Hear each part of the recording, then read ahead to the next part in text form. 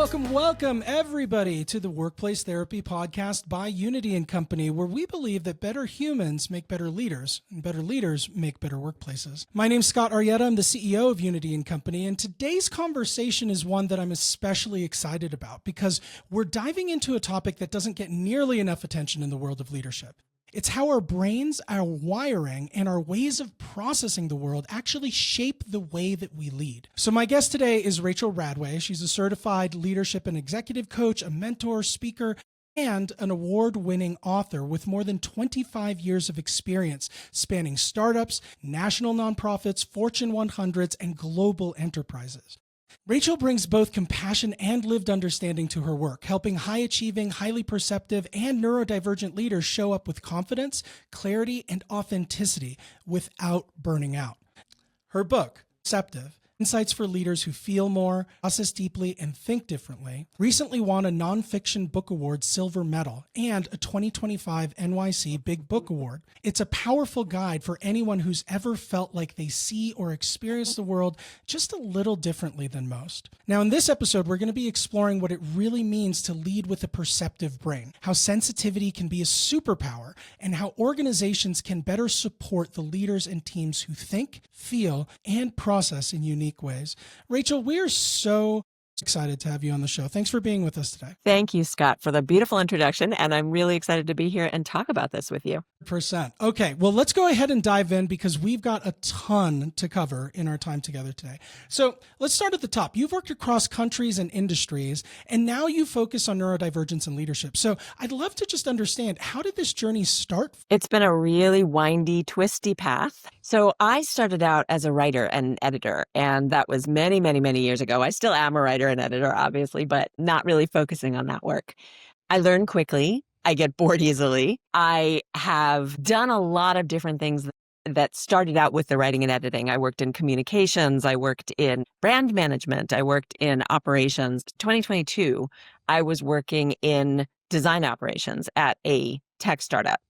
And we had massive layoffs. It was a company that had grown during the pandemic and grown a little bit too much for the capacity. So I was laid off and I started to think about what I really, really wanted to do.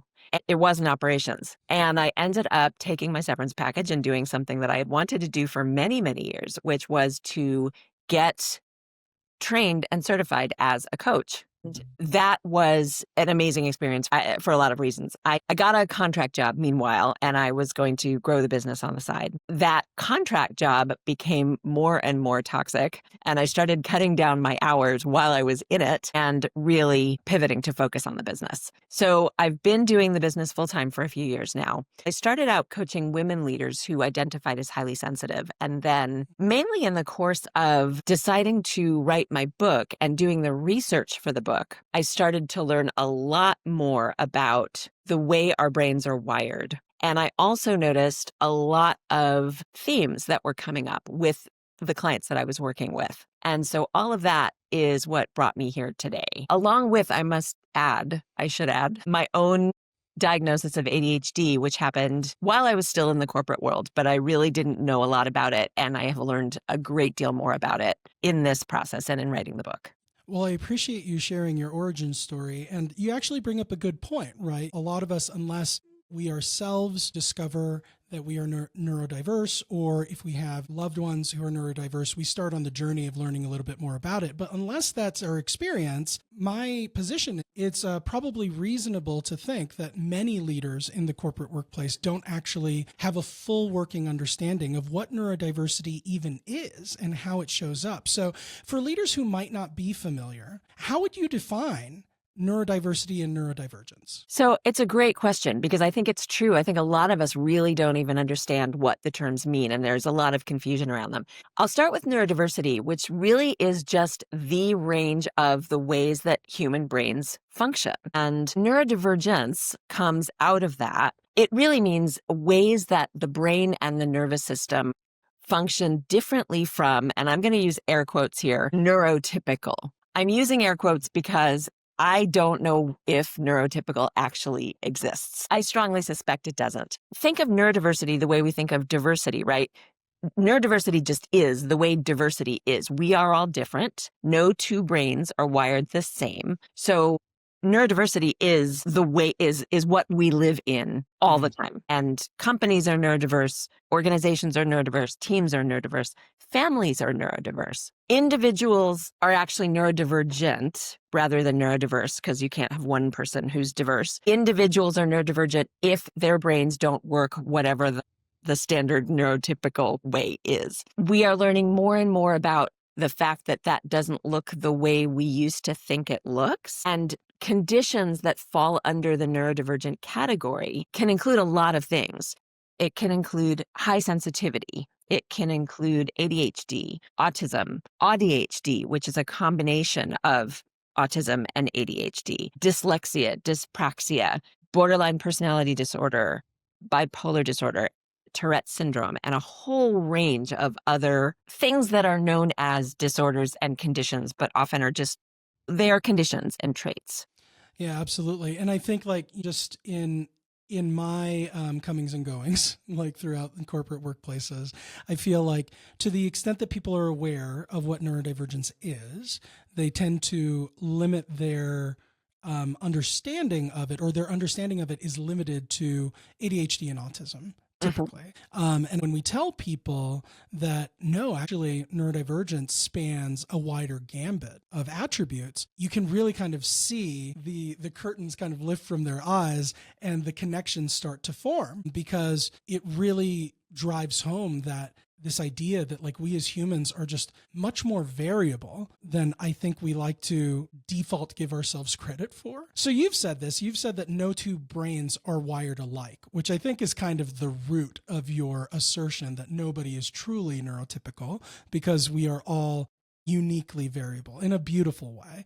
But why is it important for leaders to start with this premise that no two brains are exact? I think it's important for a lot of reasons. One is some leaders tend to think of their team as a monolithic entity, and they can be surprised when not everyone reacts the same way. Not everyone is motivated by the same things. Not everyone functions the same way or listens the same way or follows directions the same way. I know there are a lot of ways in which leaders get frustrated with people on their teams whom they don't understand, who don't function or process the way they might like them to, or the way they're expecting people to.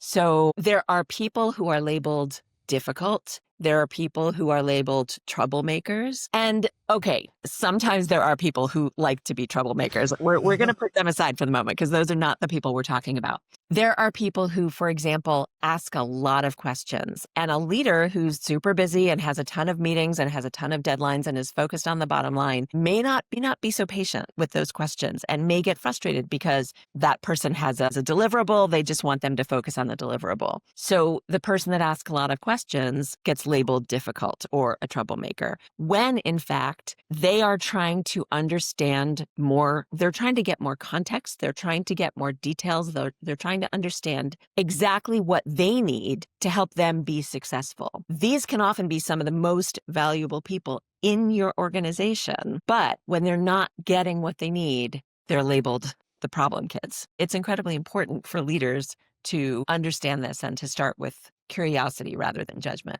One of the things that we do at Unity and Company is we do a lot of team building and team effectiveness work, and we leverage an assessment called management drives. And one of the things that management drives measures is what it calls your R value, your reflective value.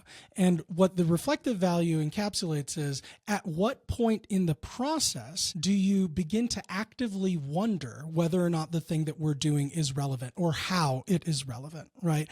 And often when we're working with teams, it's interesting to see, because if you have someone with a really high reflective value, it means that they're always asking questions right at the beginning of the process before they can even start. Typically, what you're saying comes to pass, right? The leader has pegged that person as just being overly difficult, right? Not really. And they've told themselves stories. That's the interesting thing. They've told themselves stories about why that person's reflection is coming in the way that it is. And the story story that they tell themselves is they're just being difficult. They truly don't get it. They're not supportive of the change. They're not culturally engaged. They're actively trying to sow discontent. I mean, the story can be, a number of different things. But I think back to we talked about earlier about the value of curiosity. I think understanding that no two brains are the same really gives leaders not just the permission to pause, but almost like the mandate to pause. Right? Because I think like the easiest thing to assume would be that the person sitting across the table from me thinks about things exactly the same way that I do. And therefore I can overlay any intentions that I might have onto you. But if you start from the place that very simply admits that, hey, your brain and my brain are probably different in ways that I don't have a full understanding of yet. So maybe we start the conversation from there versus starting the conversation from a narrative that I've formed based solely out of my frustration. 1,000%. And I remember when you first told me about that assessment that you do, the light bulbs going off. It really is so important for leaders to understand this, not only about their team members, honestly, about themselves as well. There are so many leaders who don't know that they themselves would actually be categorized as neurodivergent, which helps with the empathy factor a lot. But getting back to just working with a team, I really want to emphasize neurodivergent folks have so many gifts. And one of the things that I talk about is how the gifts and the challenges are two sides of the same coin. You can't have one without the other. So some of the challenges may be someone needs a lot of detail or very specific context to get started. Once that person has what they need to succeed, again, they can be incredibly valuable to their team, to your team. They have so many gifts and ways of working that might beautifully complement other ways of working on the team. And this is what makes diverse teams successful at innovation, right? And at productivity and at all kinds of things. So, yeah. One of the things that popped to my mind as you were saying that, Rachel, is my son, as many listeners of the show know, is neurodivergent. He has ADHD. And so myself being not necessarily wired the same way that he is. I hesitate to say neurotypical, but like not wired the same way he is. I had to learn a lot in order to be able to support him in the way that I wanted to as a father. And one of the things that I learned is about parallel processing and the way that his mind basically connects dots. So can you tell us a little bit about parallel processing and why this can be an asset in an organizational context? the way I think about it is the connecting the dots and also information filtering. So there's a data point that typical, again, in my air quotes, typical brains subconsciously process something like 10 or 11 billion, I think, pieces of information per second. It's a crazy number. It's a Wow. ridiculously crazy number. Consciously, our brains filter out all of that information. And so we only process about 40 to 50 pieces of information per second, which is still a lot when you think about it. Brains that are more highly sensitive, and when I say that, there's specific research that's been done on highly sensitive brains, which are wired differently than, again, neurotypical brains. So highly sensitive brains are neurodivergent. The research has not yet been done on the overlap between highly sensitive brains, ADHD brains, autistic brains. There is a huge amount of overlap and co-occurrence, but not enough is known about this. I have my thoughts on it, but we don't have the solid scientific research. What we do know is that highly sensitive brains, which again overlaps with those others categories, filter out less information. The brains are actually structurally different. So we are pulling in more information than non-highly sensitive brains, which means we're processing a lot more and we're making connections among all of those pieces of information. The way that can show up is strategic thinking, for example. We might be able to see several steps down the line how a certain decision will play out because we are, one of my colleagues calls it Sherlock Holmes type brain. We're following the breadcrumbs, right? But we're doing it really quickly without even realizing that we're doing it. And this might show up in, again, strategic thinking. It might show up. I have a story where it showed up in a really negative way for me. And this is something that when I share, I get a lot of instant recognition from people that I work with. Years ago, I got 360 feedback from my senior vice president that I was perceived as stomping on people's ideas and not being a team player. And when I heard this, I was absolutely crushed. I cried. I mean, it was the absolute opposite of my intention. And I couldn't imagine where this was coming from. Now that I know what I know with the research that I've done and the reading I've done and all the preparation and everything that I put into my book, and have talked with all of these clients who see similar patterns, I understand what was going on. So 2 things. One of them is highly sensitive brains tend to optimize for successful group outcomes, not individual outcomes, which is fascinating. And if you put that aside for a moment, I was also making lots and lots of connections. I was connecting dots.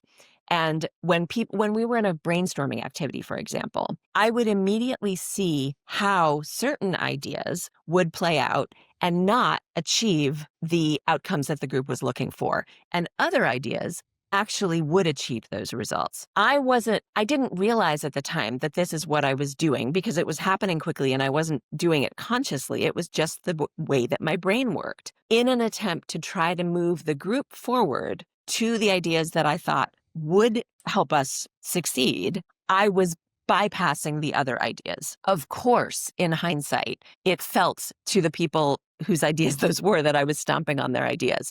I wasn't acknowledging them. I wasn't communicating my thought process. I didn't even know how. I didn't understand that what I was doing was different from what other people were doing. But I have seen examples of that come up with leaders and with professionals over and over and over again in different contexts. Well, thank you so much for your vulnerability and sharing that story. I mean, even now, I can sense that it probably didn't feel great to be misunderstood in that way while you're trying to make ultimately a valuable contribution to the work at hand. And, it really just kind of makes me wonder, how often is that actually a typical situation that people with neurodivergence experience, every single day, right? It's one thing, to be, to kind of be pegged and put into a corner because of your actual intent or your actual output or your actual capability, right? I mean, you can kind of get on board with that. But I think the thing with neurodivergence that's interesting is sometimes you're put in a corner for things that are quite the opposite of your intent. And if people were just more curious and were a little bit more willing or capable of meeting you where you were at, the benefits for everybody would be significant. And it really kind of comes back down to that idea of like parallel processing and the reflective value that we talked about, right? It's how much could your organization benefit by just being more curious and sensitive as a leadership team around how you can provide the right context, the right support, the right environment, the right containers for your neurodivergent personnel. Because if you do, the amount of output or contribution that they want to give you will be exponential from the way that they're being engaged today. But unfortunately, I just feel like too many organizations put too little emphasis on training their leaders and their culture on how to interact in this way. I think they're leaving just a lot of output and innovation on the table. They absolutely are. And one of the things you mentioned, that it's important for leadership teams to figure out how to set up environments that make their neurodivergent employees successful. The things that you can do to make your neurodivergent employees successful are going to make all of your employees more successful. Yes. There is no need to focus on the labels. There is no need to set people apart. One of the things that is kind of a disturbing data point is 2/3 of neurodivergent professionals do not disclose their traits in the workplace for a lot of reasons.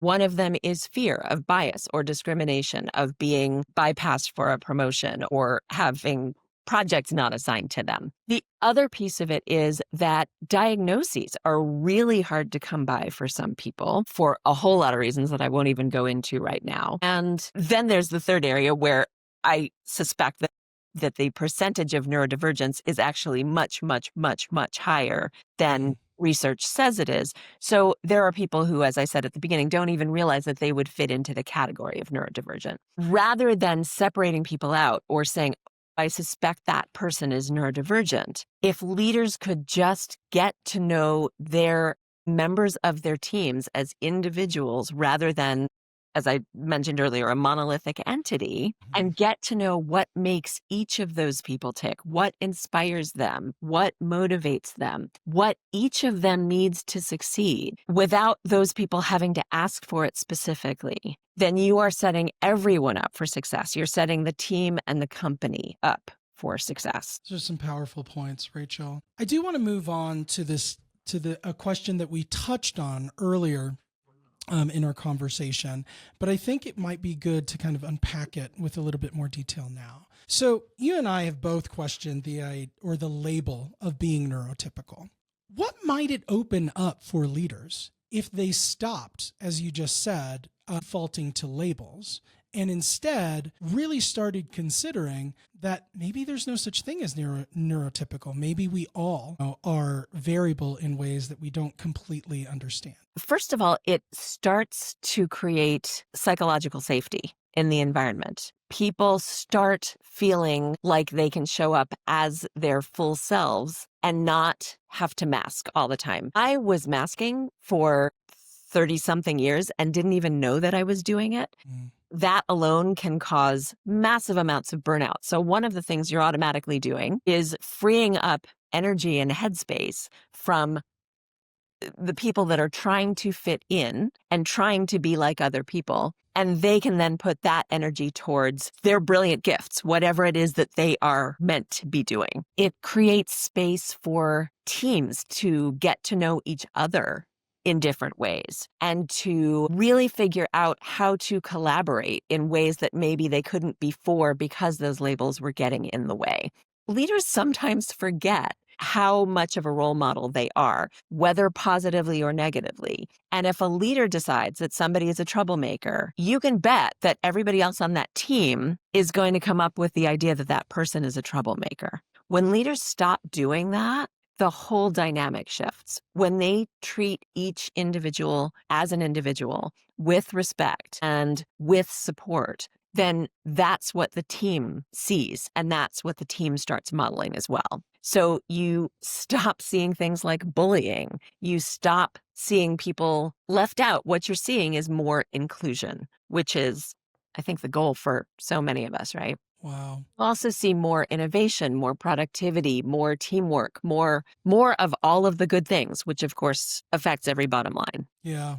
I mean, that's such a rich example. One of the things that I hadn't actively considered is, as you just, beautifully outlined, what is the residual consequence of a leader succumbing to labels and really failing to embrace curiosity and instead defaulting to judgment. And in the work that we do with a lot of leaders, I think it's just really insidious, like this idea of judgment over curiosity, because it creeps in, even if it's not your intent. It creeps in if you're not careful enough about it, because the tendency is if you're a leader who self-identifies as more neurotypical, you have somebody on your team who is neurodivergent, a lot of times that judgment kicks in, not necessarily because anything that the neurodivergent employee is doing is like catastrophically bad, but more because as a manager, there's feelings of kind of inadequacy, frustration that are really rooted in a lack of ability to control.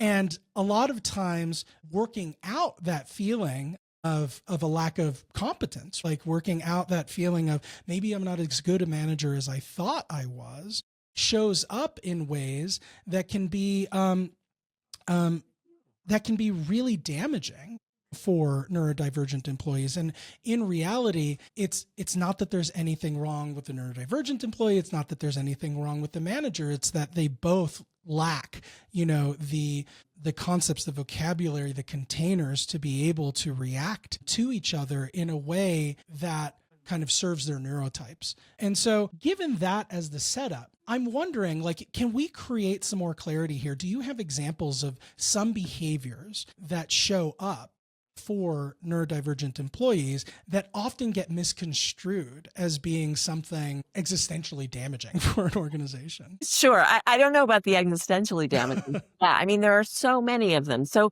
some of the very common ones are an ADHD employee who has trouble focusing, or who isn't motivated by the same things that some of their peers are and really just gets bored with doing the same thing over and over again, or doesn't necessarily, and this could be ADHD, autism, other categories, someone who is not given autonomy to do something the way they want to do it. You have a manager who maybe is a new manager, maybe just is very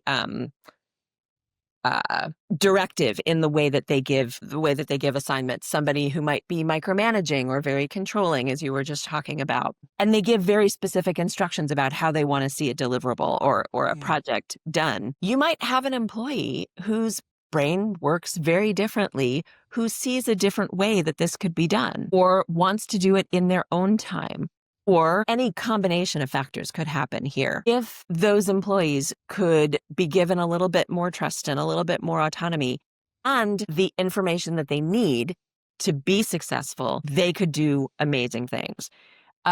So, we talked about asking a lot of questions. There is easily getting distracted. There is not wanting to do things the way they were told to do it. There are other kinds of behaviors that come out socially. So, for example, someone who doesn't go out to drinks with the team or doesn't go to lunch with the team every day could be viewed as a bad cultural fit. Cultural fit is one of the most damaging concepts that we have today in the workplace. There are so many reasons why various forms of neurodivergence cause little problems with what we call a cultural fit. And if managers are just trying to hire people for cultural fit, they will stifle all diversity and neurodiversity examples of it. I'm trying to, there's so many examples and I'm. Well, I think those are really great specific examples. And as you went through the list, having been a corporate leader myself, I immediately was flooded with visuals of examples of times where,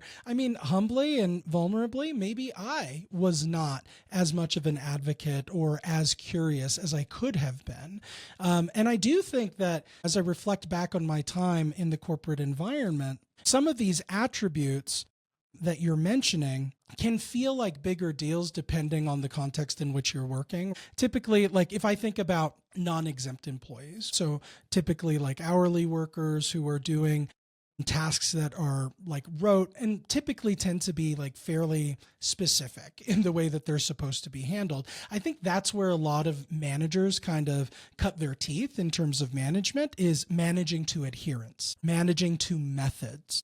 And what I'm hearing you say is something that we actually teach a lot in our Manager Essentials courses, which is that at a certain point in an employee's development, it makes sense and in fact is much more optimal to move from focusing on methods to outcomes. How might this help with the management of like neurodivergent employees and about the environment that creates for them? So I want to comment on a couple of things you said before I answer your question. Sure. First one is, I so appreciate your vulnerability and your looking back at how you might have shown up as a manager. I know I'm the same. This is all stuff that I've learned within the last few years, looking back on my life, both as an employee and as a leader, a manager, a director. There are so many things that I wish I could have done differently. I just didn't know. And that's why my mission is so focused on raising awareness, because this affects everyone, literally everyone in a workplace. We all have biases and we all have cultural expectations and social expectations. And so becoming aware and becoming self-aware are the two most important things that we can do. Yeah, it was so it was the idea of methods versus outcomes, and how most managers kind of cut their teeth by drilling adherence. And at a certain point in their managerial development, it becomes necessary for them to shift to a more outcome-driven model. And I'm just wondering, because it seems like that might be even more of a powerful approach. It's a powerful approach in general, but even more powerful for neurodivergent folks. Well, honestly, I think for everyone. Again, there is no one size fits all. One size fits all does not work in any context. It doesn't even work for t-shirts, right? Like it just doesn't work. So when you say that at a certain point, it might benefit a manager to move more in that direction, I would actually argue that it would benefit everyone from the beginning. So yes, there are certain jobs that are very repetitive and assembly line, and there are certain people who are a really good fit in terms of the way they process and the way they do things and the way they operate for those kinds of jobs. I started out personally in salaried roles where there was a lot of creativity, a lot of different things, and in any job where I was micromanaged, I had trouble from the very beginning. I have worked in more jobs than most people I know. And part of the reason for that is I have a very low tolerance for being told what to do in ways that I don't agree with, and especially by managers I didn't respect. And there were a lot of those. And my way of coping was to leave because I didn't fit in clearly. The manager and I were never on the same page. And the culture wasn't going to change. So it was up to me to do something about that.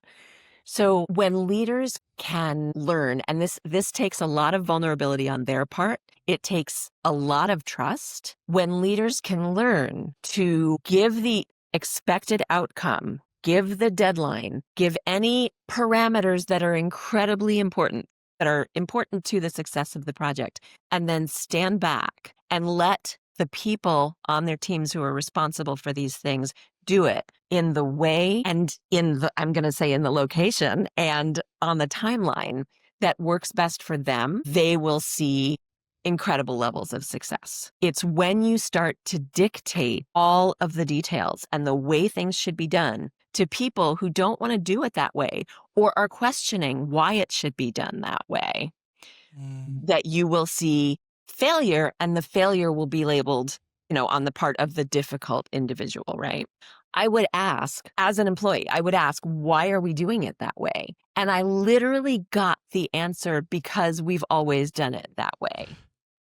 That's a non-answer to me and to anyone whose brain works a little bit differently, which is, by the way, most people. So things evolve, right? Technology evolves, processes evolve, everything evolves. So why would we want to do something? I worked at Boeing a million years ago, and I asked this question to someone on my team, and he had been there a very long time. I think he had been there 30 plus years. And that was the answer he gave me, because we've always done it this way. That is in a company that's focused on making things better and on technology that's going to enable everything. How is that even an acceptable answer? So giving the expected outcome, what you need to come out of it, and then giving people the leeway, the flexibility to do it in the way that makes most sense for them is going to, first of all, up-level their own leadership. Their employees are going to feel more ownership, more engagement, and will up-level your leadership skills. Thank you so much for that example. And, one of the things that it really brings to mind for me is when we work with leaders, one of my favorite quotes to tell a group of new leaders that are struggling with letting go and moving more towards managing outcomes versus methods is something that a mentor of mine told me. And she told me, Scott, listen, I know that what I'm asking you to do is scary. I know that you don't feel like you have enough context to do it, but she's like, it's really important to me that I give you enough room to do things in your own way, to discover what your way of doing things is, because ultimately I think it's important that I allow you to skin your knee, but never to break your leg, right? And I think that like a lot of leaders could do well to think about that context. Why is skinning your knee important? For those of us who are highly empathetic or maybe parents, we don't want to ever see somebody in our care have a skinned knee or experiencing pain of any kind.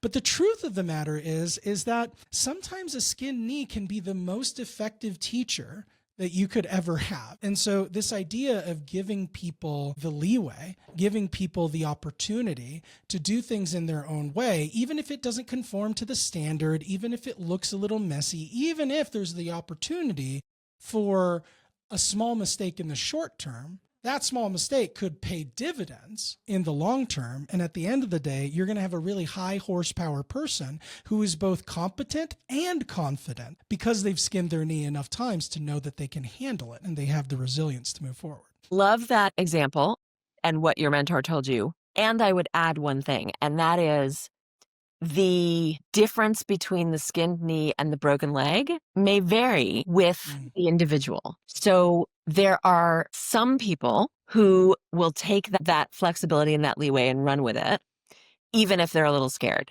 There are other people who may need more guardrails and may need more parameters. And it doesn't mean that they necessarily want you to tell them how to do something, but they're the ones who may be asking you more questions. And that has to be okay as well. Interesting. So again, we're coming back to this consistent theme that everybody's highly variable. There is no one size fits all approach, even if you start with the best possible intentions. And so really, as I reflect on that, a closing question I want to ask you is, I do think that that's part of the reason that organizations shy away from this work, is how deeply variable and highly expansive it feels. And I do think that most of our managerial systems and processes are built out of the outcroppings of, the industrialized age, right? So we were looking specifically for a single way of doing things that we could just rinse and repeat and copy and paste moving forward. But I think it's no longer the right frame of reference for how we should lead moving forward. We used to manage employees as if they were machines in the Henry Ford Model T days. But now machines are pretty good at doing the things that machines do. All that we are left with is the humans and the stuff that humans can do, which is dramatically powerful and impactful if you learn how to harness it in the right way. And so I imagine that there are more than a few actually listeners out in our audience who are thinking, hey, I'm bought in. Like, this feels like a problem within an organization. I see the opportunity if we were to adopt a different approach, and it feels just too damn big. So what's one small practical thing that a leader at any level within an organization can do today to start creating a more neuro-inclusive culture? So I don't know how small this is. It is practical. It may feel bigger than small. The most important thing is start to get to know your people individually. Learn what makes them tick. Learn what inspires them. Learn what motivates them. Learn what they need to succeed. Because when they succeed, you will succeed. So it's incredibly important to do. There is one, again, not tiny, but there's something that I used to do with a few teams, which was user manuals. Personal guides to each person on the team that lets people express their individuality in ways that can help a leader learn about them. So, for example, the user guide might include things like preferred communication style, preferred working hours. Does that person like to be recognized publicly or privately? There are all kinds of questions that you can ask that will help you get to know each person. And then what you do is you put all of those user manuals in a place that's accessible to everyone on the team. It becomes part of your onboarding. So each new employee not only fills out their own, but also reviews all of the rest of them and gets to know their fellow, their team members. So I know it's not a tiny little step. It's a big step, but there are other ways to do this too. And even just asking questions in your one-on-ones that are going to start allowing you to get to know people as individuals. That's such a great tool, Rachel. I mean, because like when we do assimilation events for incoming executives, that's actually something that we encourage executives to do, is to really shorten the ramp and integration time by telling people what you're all about. And the amount of kind of weight that just takes off of people's shoulders just feels really significant. But I think your suggestion takes it a step further, which is it's not just the leader. Maybe the leader leads by example, but if we can do that as a team and we have a full graph of the variability, all of our individual preferences and like the way that we kind of like process things and work through things, how much more of a shared foundation of understanding would we get? And then how much more effective could we be at a team? I'm also thinking about the emotions involved. Like if I were on a team like that, just the trust, the psychological safety, like it's the very act of just engaging in that activity communicates this stuff matters. I'm expecting there to be variability and I'm committed to leading with that in mind. I mean, such a activity that lots of leaders can take to their organizations. They have been incredibly successful in the groups that I've used them with. I can imagine. Well, so we've talked a lot about the work that you do and that the work that you have done with organizations. And my guess is that there are going to be more than a few people in our listening audience who are like, we've got to get Rachel working with our team. So if that is the case, what is the best way for somebody to reach out to you and start exploring working with you? So the best way is to go through my website, which is rercoaching.com, just my initials, coaching.com. You can also find me on LinkedIn. There are not very many Rachel Radways in the world. Which one is me will be obvious. And I want to add that I also work one-on-one. So I do both one-on-one coaching with individuals and with teams. I work with leaders, with executives, with emerging leaders, and with teams. Well, great. And I think it would be in everyone's best interest if they would give you a call as soon as humanly possible. Thank you just so much, Rachel, for sharing your time, your wisdom, your experience with us today. This was just such a rich conversation. And for our audience, I hope it gave you all as much to reflect on as it did to me. So Rachel, thank you so much for joining us. Thank you for sharing the important work that you're doing to help leaders think and feel and process differently in ways that are true and authentic to who they are. So if you're out there and you'd like to learn more about Rachel's work, or you want to pick up her award-winning book, Perceptive: Insights for Leaders Who Feel More, Process Deeply, and Think Differently, we'll have all the links in the show notes for you. And to learn about Unity & Company and the work that we do, you can visit us at unityandcompany.com. Finally, if you enjoyed this episode, please take a moment to rate and review the Workplace Therapy Podcast on Spotify, Apple Podcasts, or wherever it is that you get your podcast. It really helps more people to discover the show. So thanks so much for tuning in. Thanks so much for tuning in. And until next time, keep leading with self-awareness, compassion, and humanity.